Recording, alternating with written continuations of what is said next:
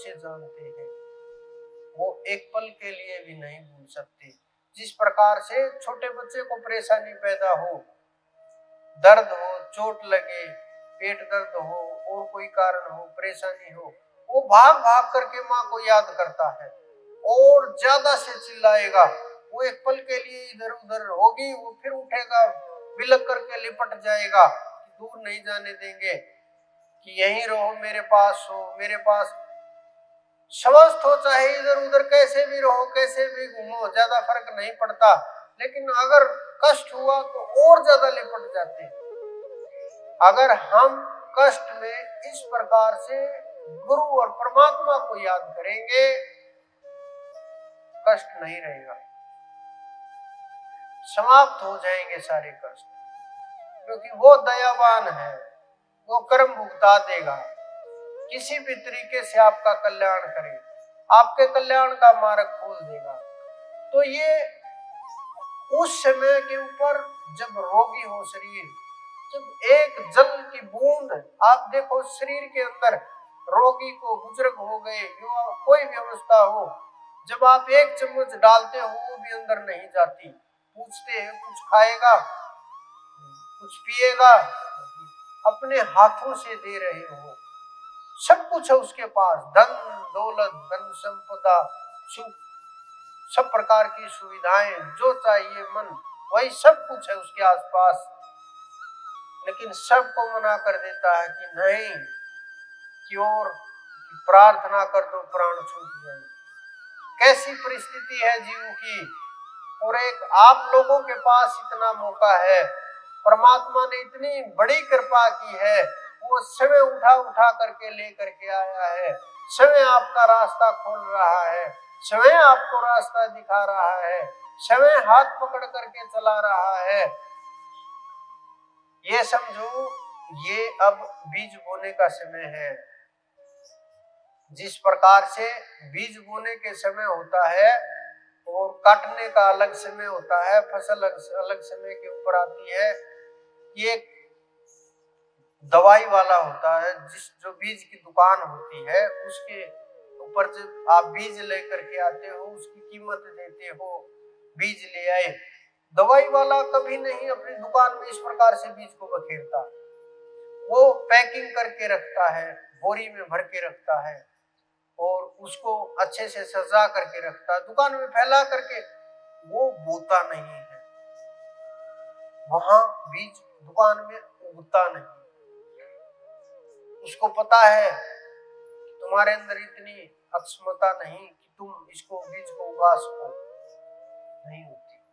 लेकिन किसान, वो किसान को दे देता है, किसान उस बीज को उठाता है, कीमत चुकाता है और खेत को अच्छे तरीके से तैयार करता है, खेत को अच्छे तरीके से तैयार करके और उसमें फिर अन्न को बखेर देता है और निश्चिंत हो जाता है कि फसल तो उगेगी ही।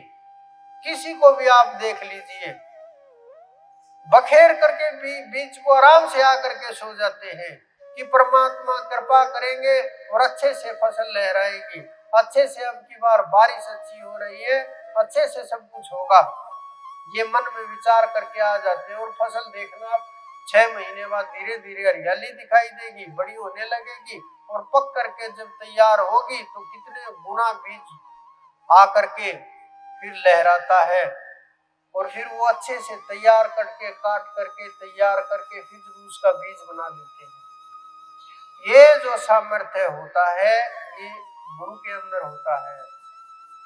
परमात्मा से वो कीमत दे करके, तपस्या करके, नाम ले करके, साधना करके, कृपा प्राप्त कर, प्रेम कर, जन्म जन्मांतर के बाद गुरु पद को प्राप्त करता है। और ये कीमत होती है उस बीज की। कौन सा बीज है वो नाम का बीज है, उसकी इतनी कीमत होती है, उसकी कोई कीमत नहीं चुका सकता। वो नाम का बीज लेकर के आता है, अपने जीवों को तैयार करता है, उनके हृदय के अंदर दया धर्म पैदा करता है, उनके अंदर नम्रता लेकर के आता है, कर्मों को उनको समझाता है, शीतलता लेकर के आता है, शांति लेकर के आता है, भजन करना सिखाता है, अनेकों अनेक सदकर्म के रास्ते के ऊपर चलाता है, बुरे कर्मों को काट छाट करके दूर करता है, तैयारी करता है, और फिर वो भूमि तैयार होती है, वो हृदय तैयार होता है, फिर उस बीज को, नाम को उसके अंदर वो रोप देता है, छोड़ देता है तैयार करके। फिर वो बीज जब उगता है नाम का, वो पौधा उगता है जो बहुत से जीवों का कल्याण करता है, अनंत अनंत जीवों को उतार देता है पार। उस नाम के अंदर इतनी ताकत होती है, अपने जीवों को उठा करके और फिर उसी के लोक में ले जाता है। कितनी ताकत है उस परमात्मा के अंदर, कितनी समझ होगी, क्या रास्ता बनाया होगा। गुरु की भक्ति आसान नहीं होती, मैं भी मानता हूँ ये चीज बड़ी मुश्किल चीज होती है गुरु की भक्ति।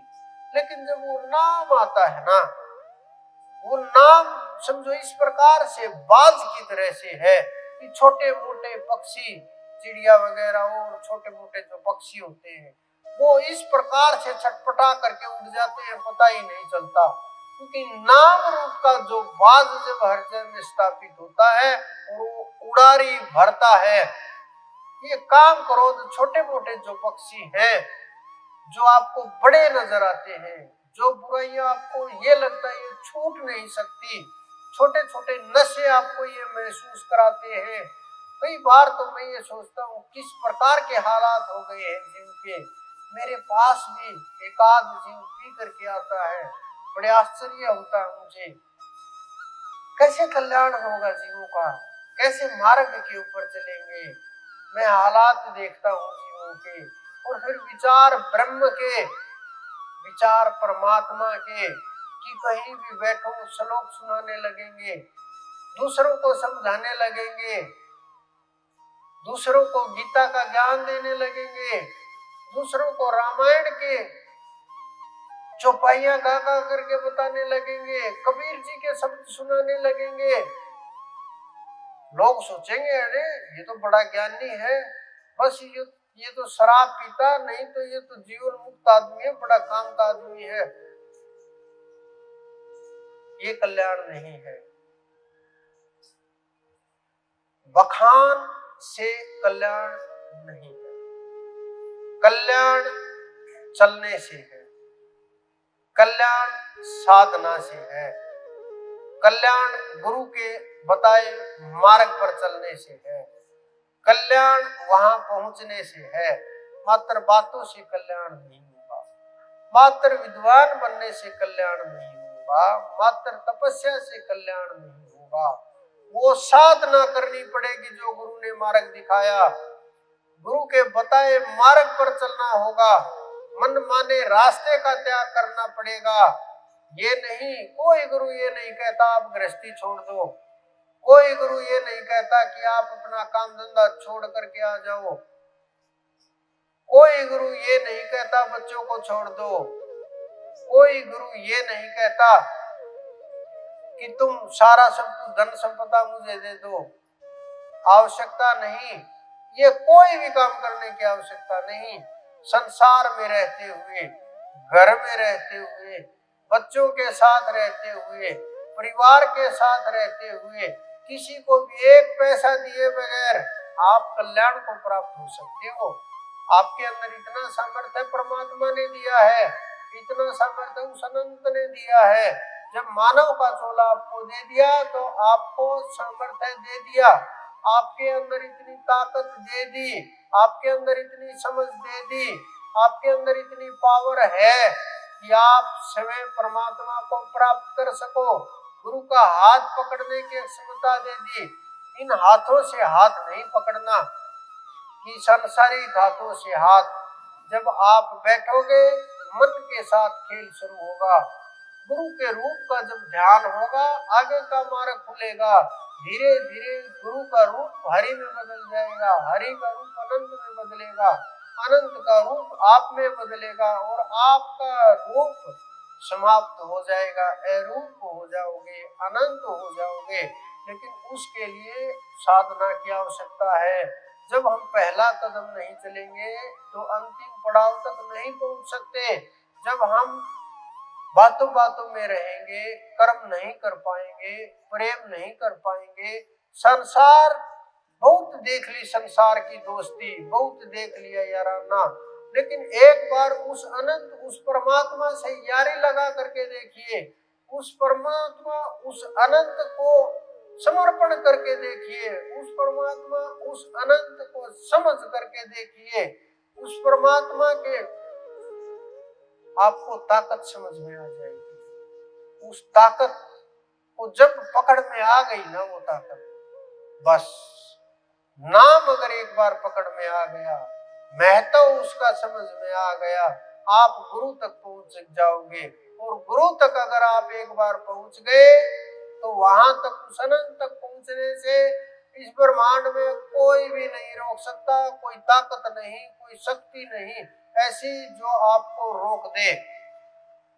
लेकिन वहां तक के लिए आपको थोड़ा सा संयम की आवश्यकता होगी, थोड़ा सा समझने की आवश्यकता होगी कि गुरु क्या कह रहे हैं, वो क्या बोल रहे हैं, वो क्या करना चाहते हैं, आप किस रास्ते जा रहे हो, आप कहाँ फंसे हुए हो।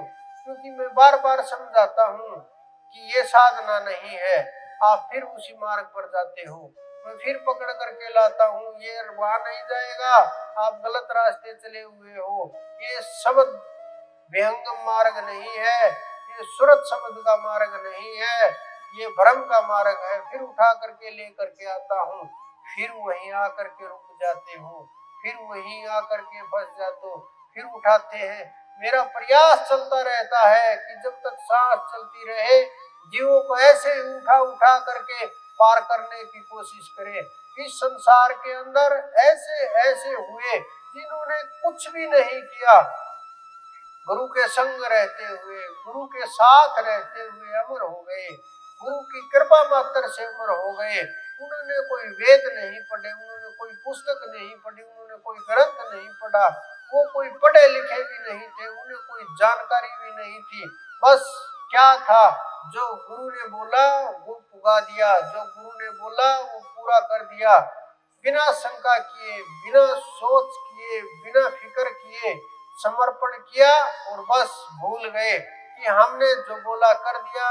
अब वही जाने जिसने करवाया मेरे से, वही जाने कारण क्या रहा होगा, वही जाने क्या रहस्य है। उन्होंने जो बोला कर दिया, अपना कोई विचार ना रहे, अपनी कोई बुद्धि ना रहे। गुरु के बुद्धि में इतनी बुद्धि मिला दे कि अपनी बुद्धि ही ना रहे, और गुरु ने अपनी बुद्धि उस परमात्मा से मिला दी, तीनों की एक ही हो गई। फिर कौन गुरु और कौन शिष्य रहेगा, सबके सब एक ही हो जाएंगे, दो नहीं रहेंगे, न कोई भेद होगा, न कोई भ्रम होगा, उस अनंत की कृपा बरसती रहेगी। गुरु सेवा बड़ी कठिन है, बहुत कठिन।